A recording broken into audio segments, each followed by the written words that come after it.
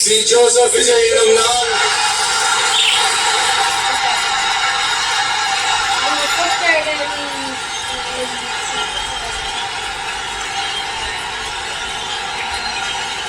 சட்டப்படி அமைக்கப்பெற்ற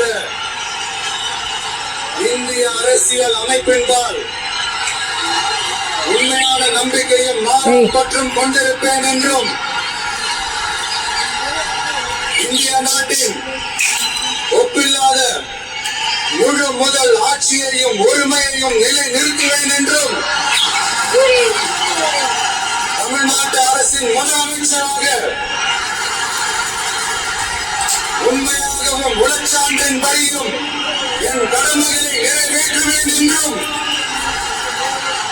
அரசியல் அமைப்பிற்கும் சட்டத்திற்கும் இணங்க அச்சமும் ஒருதலை சார்பும் இன்றி விருப்பு வெறுப்பை விலக்கி